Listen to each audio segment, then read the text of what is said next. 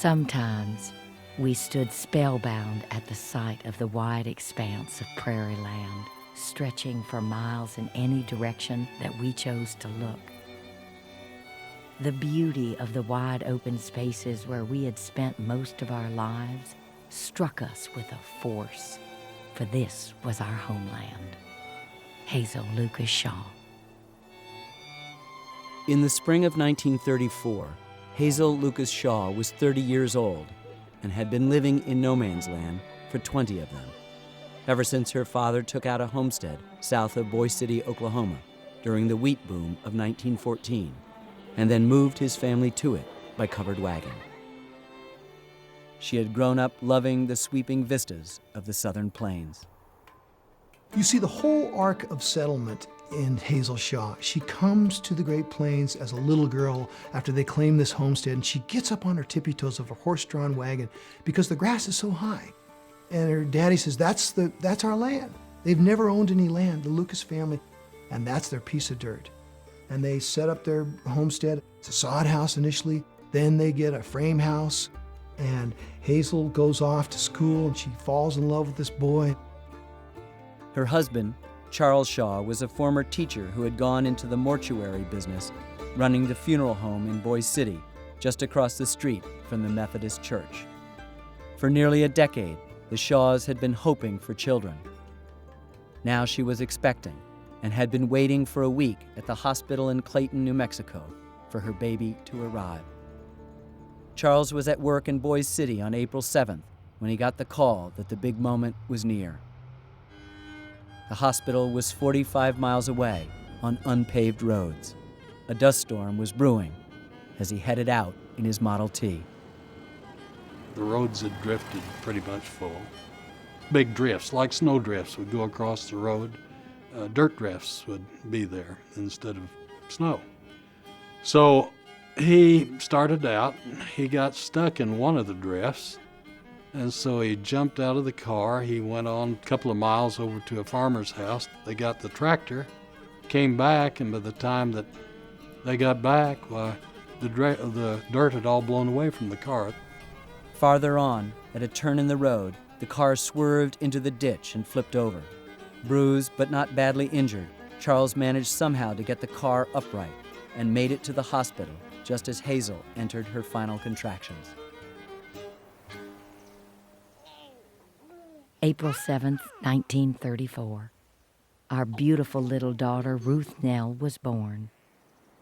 There were several weeks of anxiety concerning the health of our baby and several return visits to our doctor in New Mexico.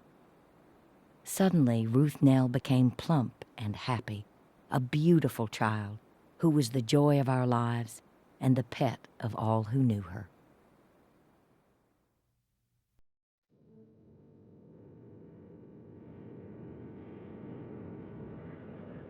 It seemed that the black dust was always with us. If a quiet day happened to be our lot, the time was spent scooping out the sand of the storm of yesterday. It seemed that we lived in a land of haze. The atmosphere seemed to always be closing in around us, creating an eerie and uneasy feeling. Hazel Lucas Shaw. Mom said she had every crack stuffed with rags, and she would wet them down. She'd hang sheets over everything where dust might come in, but it didn't keep it out. It would come in somewhere. By the spring of 1935, Ruth Nell was nearing her first birthday. She was a precocious child, already speaking some words. But dust pneumonia was sweeping through the region, striking children the hardest. Ruth Nell first had whooping cough, and then just began to cough incessantly. Hazel tried everything to keep the dust at bay, lubricating Ruth Nell's nostrils with Vaseline, trying to keep a mask over her face, covering her crib. Nothing seemed to work. The Shaws decided she needed to be taken away from the dirt-filled air of no man's land. And on April 5th, Hazel went by train to Enid, Oklahoma, 270 miles to the east, where relatives could help care for her baby. But upon arrival, Ruth Nell's temperature shot up, and Hazel rushed her to the city's hospital. Her fever would not subside. She couldn't keep milk down. She cried and coughed constantly. Hazel called her husband to come as quickly as possible. Just as he had the day his daughter was born a year earlier, he jumped into his car and left Boise City. And just as before, he soon ran into a dust storm.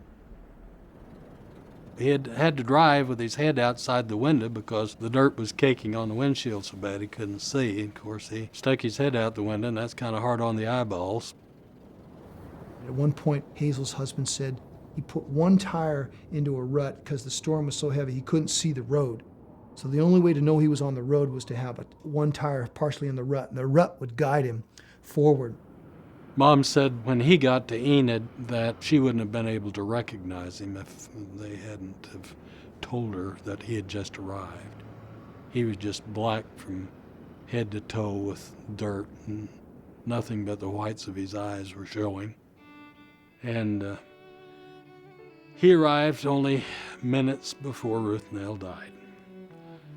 He had a few minutes with her, but she left just soon after that. The thing I remember most was as Ruth Nell would cough, she would always say to my mother, "It's all right, Mum." She'd call her Mum. That was her name. She'd say it was all right. She would try to comfort my mother. And I think that's the thing that was most poignant to me about any of her stories that she told about Ruth Nell. That same day, back on the Lucas homestead near Texhoma, south of Boise City, Hazel's grandmother, the matriarch of the clan, was also suffering from dust pneumonia, coughing and running a fever.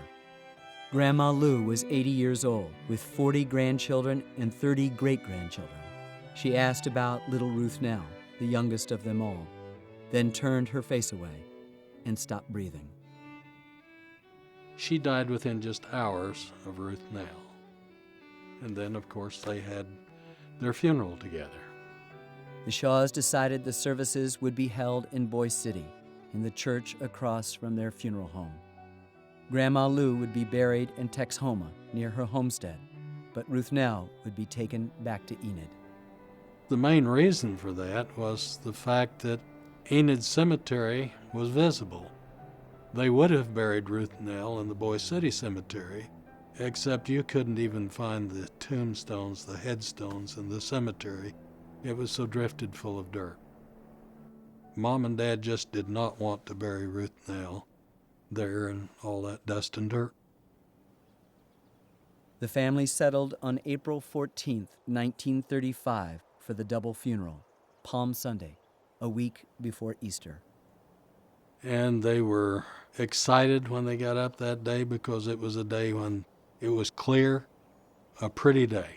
And if you've got to do a job like that, you know, that's a blessing to your heart if you have a nice day for a funeral for a loved one. But as the funeral service was underway, a huge dust storm was developing on the southern plains. And as it moved south and east across the open fields of Kansas, Oklahoma, and Texas, it got bigger still. It was 200 miles wide, moving at 65 miles per hour. They had just completed the funeral. They'd taken Ruth Nell back across the street from St. Paul's Methodist Church to the funeral home. And they had just sent the funeral procession with Grandma Lou off towards Texhoma. They got about a little bit more than 6 miles out of Boise City when the funeral procession saw the black duster behind them. So they knew that they had to do something. They know they weren't going to make it to Texhoma before the dust storm hit, and they weren't going to make it back to Boise City either. Meanwhile, Hazel and her husband had not accompanied the caravan of cars headed for Grandma Lou's graveside service. They had stayed behind in Boise City to prepare to take Ruth Nell for burial in Enid. Their young niece, Carol, had been told to remain with them.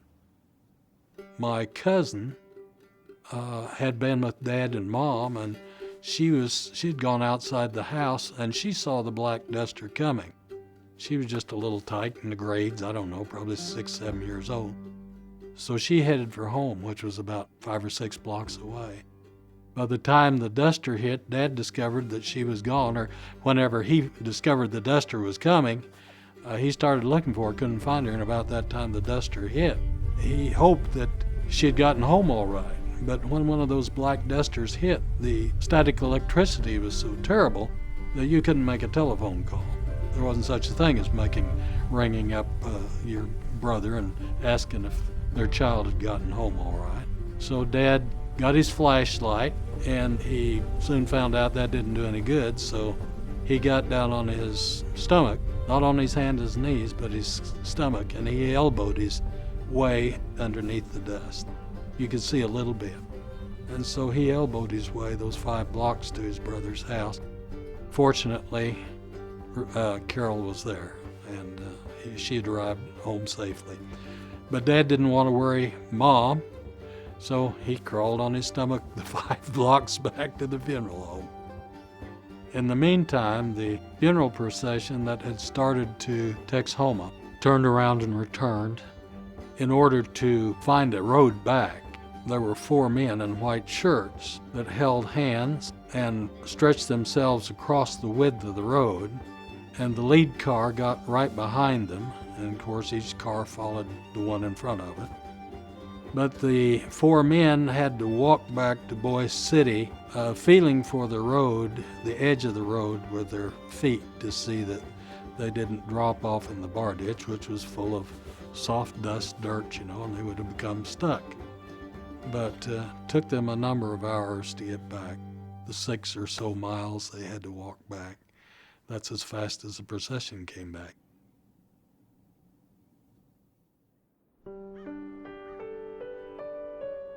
By 1936, the drought had not relented, and Hazel Lucas Shaw was fretting over her recently born son, Charles. Having lost one child, her beloved daughter Ruth Nell, to the dust, she was determined not to let it happen again. She was very sensitive about it. She used to tell me that she would, check me daily. If I coughed a little bit, she was all over me like ducks on a June bug. I do remember the times that she put me in my crib for a nap, and I wasn't asleep, and she would cover that crib up with a sheet, wet sheet, and I'm a little claustrophobic to this day because of that. Nothing she could do seemed to keep the dirt from invading her home and threatening her son. Her husband's funeral home was suffering too, not from a lack of business, but because bereaved families had no money to pay for his services. Hazel could hold out no longer. They sold the funeral home in Boise City, packed up and moved east to central Oklahoma, where Ruth Nell was buried. Hazel would stay there the rest of her life, though she always said she still missed the sweeping vistas of no man's land. I remember my mother used to say, even up until her later years, up into her 90s, and she lived to be 99, she used to say, "Oh, the wind's blowing tonight. I can sleep good." That was one of her things. When she could hear the wind blow, why, she felt comfortable. Now, not many of us can say that because we weren't raised that way, but when the wind blew, she felt comfortable.